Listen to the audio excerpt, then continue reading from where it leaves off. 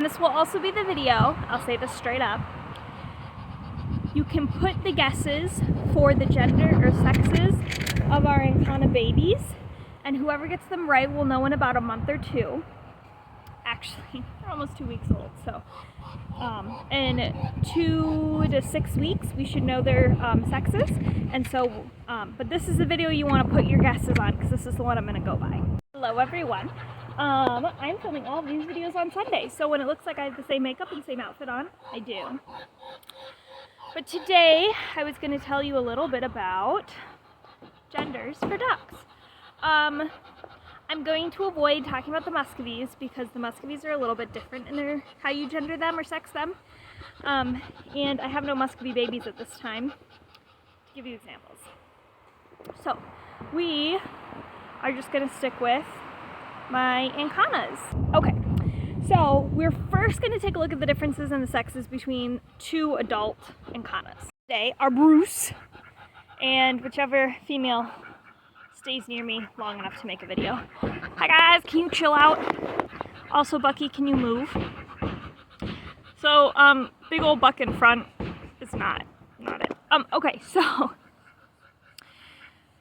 for adult Ancanas, there tends to be a slight, but not as obvious difference in their sizes. So you can see Bruce there next to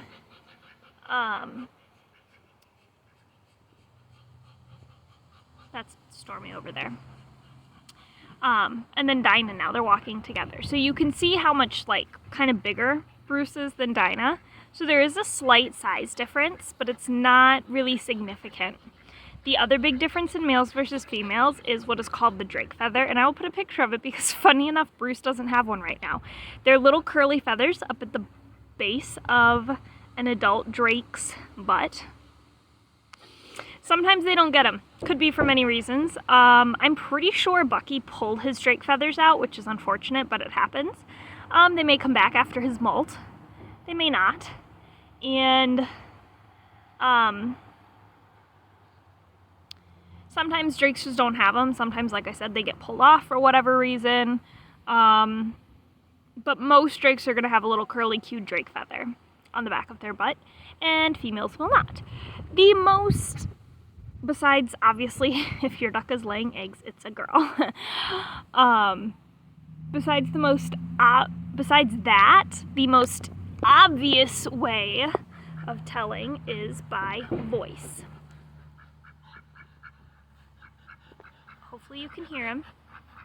He's making this raspy quack noise, very quiet, compared to, I wonder if I can get, you're good, come here. There, that nice loud quack, that is a girl quack. That quiet raspy quack is traditional of drakes, and then the usual sound, that quack quack quack that we associate with ducks, is actually the female. Easiest way to sex two mallard-based ducks. Some breeds you can also sex by color, and that would be ones that are, when you think of wild ducks, at least in the Midwest U.S., or a lot of the U.S., it's the ducks with the green heads, and then the girls are brown. That is that's called a wild coloring. That was the coloring that all ducks evolved from, at least in the U.S. So that's the wild natural gene. And so some breeds you can differentiate sex by color. In Ancanas you cannot. You go typically by potentially size or voice.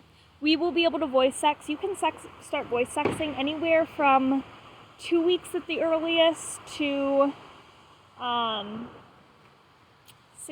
to 16 weeks at the latest. Girls tend to sex sooner than boys when it comes to voice. So if we start hearing loud quacks in the next 2 weeks, we'll know who our girls are. If none of our boys are making noises, by about 10 weeks we can assume that they're boys. But it can take up to 12 weeks until they're 12 weeks old before you get a solid boy sex out of them. As far as these older guys go, Bruce was significantly larger than any of the others, and we were fairly confident he was a boy because of that, and we were correct. Dinah, we voice sexed and picked her up later when she was an adult. The other two started voice sexing pretty early, especially Helena was my quacker very early on. So that is some of the differences in adults. They do, and then I'll take you inside with the babies and I will talk about some of the differences inside with the littles. So now that we're inside, we're going to talk a little bit about sexing as babies. Clearly, if you listen, they make these little cheep sounds. And that is the same no matter what their gender is. So we can't sex this young. The only accurate way to sex at this age would be vent sexing, which again, I've talked about in my other videos, is essentially what you do. So essentially what you're doing is you're checking to see what their internal organs are, to see if they're male organs or female organs. And that takes a steady and practiced hand, which I do not have. So I'm not going to do that.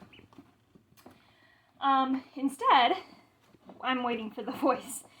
There are some non-reliable old wives' tales type deals about sexing at this age, and we'll talk a little bit about those. So I'm going to take Sapling, who's nice and big. So Sapling and Lingling are a good example of the old wives' tales because they're big different sizes. The old wives' tale is that the larger ones are males and the smaller ones are females. So if we're going by that, Sapling here is a boy and Lingling is a girl. There's also wives' tales about the size of their feet. I see your feet, Sapling. So you see Sapling's feet, and then here's Lingling's feet. They're significantly smaller. But again, those are just kind of old wives' tales. Hi, guys. So really you're just kind of flying blind. Some argue that you can tell by behavioral things like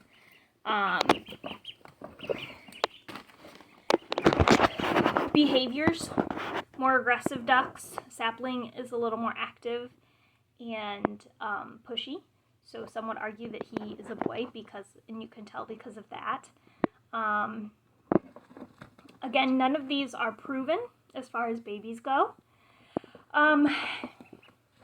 Some of these are true for Muscovies, and that might be where some of the old wives' tales come from.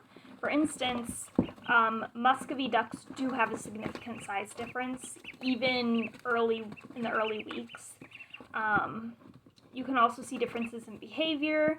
You can see differences in head shape, and bigger feet and legs does tend to be an indication of a male duck in Muscovies. But these are not Muscovies, these are mallard-based ducks. So that might be where some of the old wives' tales comes from. As far as these guys go, your best guess is my best guess. I will say, because I have told some of my real-life friends and family, so I will include this as a hint, I guess. I don't know if hint's the right word, but my guess, personally, is that Sapling is a boy and Lingling is a girl. So I'll put that out there for you, and you can decide if you want to agree with that or say something else about it. Choose something. So we're going to go through. Here is Sapling. Hush, baby. So here is Sapling. He is the biggest of the ducks. Again, that may or may not be an indicator. And he is the most sassy in that he'll jump. He's jumped out of my hands multiple times, and twice he hit himself on the warming lamp on the way down. Luckily it's not hot and he's fine. So there's some characteristics of Sapling. I will say he reminds me a ton of his father Bruce, which might be why I think he's a boy. So anyway, there's Sapling. We'll go with Cloudling. Cloudling is in the middle of the road as far as size goes. They're the most socialized at this point of the group, because they were one of the first ones to come out, so I've spent the most time with them. Middle of the road in size, probably one on the calmer end as far as things go. Where are you going?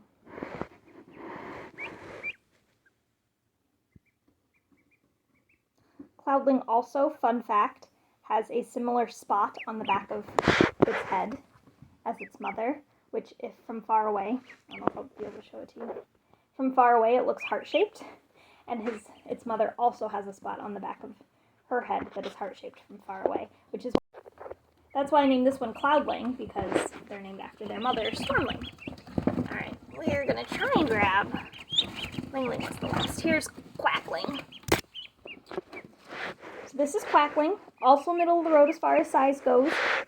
Smaller than Sapling, but larger than Lingling, who's the obvious smallest. I don't know. Quackling is...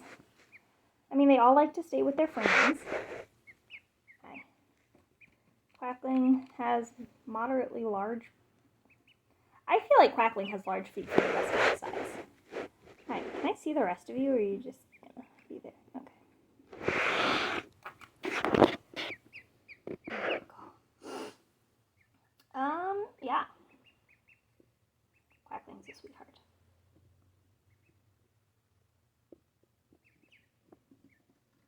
I have nothing else to say about Quackling, besides that Quackling is actually pretty chill, all things considered. Are you ready to go? Come on. Next up, we have Batling. Come here, Batling. Next up, we have Batling. Batling was for a while the second largest after Sapling. I'm less confident of that now. I feel like Cloudling and Quackling are pretty big too now. Where are you going? I don't know. Batling has always seemed a little timid to me, all things considered. I think Batling was the last, if not one of the last, to hatch. Come back. Come back. And it's probably been one of the harder ones. Sapling and Batling, I think, have been the hardest ones to socialize to me. Are you ready to go back? And finally, we have Lingling.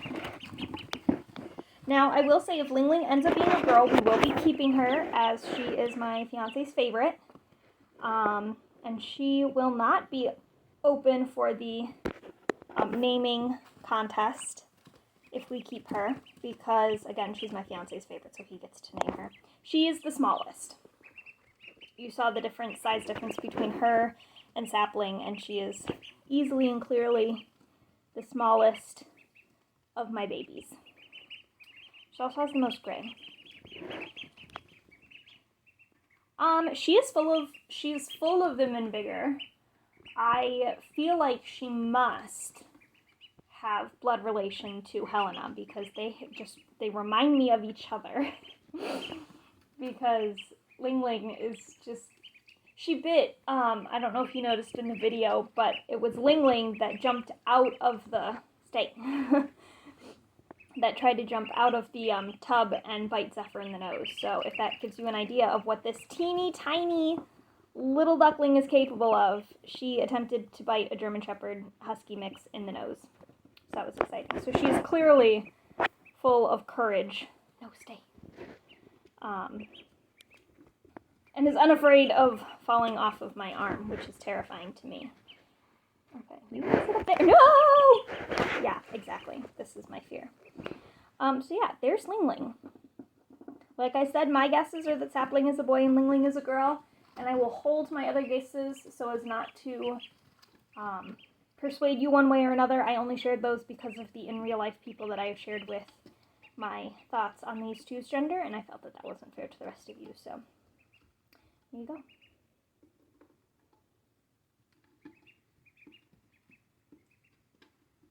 I love you, Lingling. You're just so cute. Okay, I think I gotta So there is my introduction on sexing ducklings and officially the contest video. So put your guesses if you want to be counted. Down there, you have until I announce them. So, could be a week, could be 4 weeks. I'll keep you guys updated though. But yes, put your guesses down there, and I'll keep mine to myself. But I do have guesses. Yeah. Just one last thing I wanted to toss out there. Ducks, in some cases, can change sex. It's not common, exactly, but it's not unheard of either. So you'll notice it that like the plumage is changing color and stuff like that, and that can be an indication that a duck is changing from male to female or female to male. So fun fact, just because I have a female now doesn't mean I'm going to have a female in a few years. But like I said, it's not super common, but it's common enough. So yeah, extra fun fact. Anyway, I will see you guys Wednesday will be our next video. And that's just a quack chat, and then I thought I would go over, since some of you know I've been taking dog training courses to better assist my babies. So I will be talking about what I use as their training plans on Friday. So something dog related instead of duck related. All right, that's it for now. Thanks everyone for tuning in. Put your guesses down. I'm so excited that this will probably end up being our first official contest. So, yay! Bye everyone.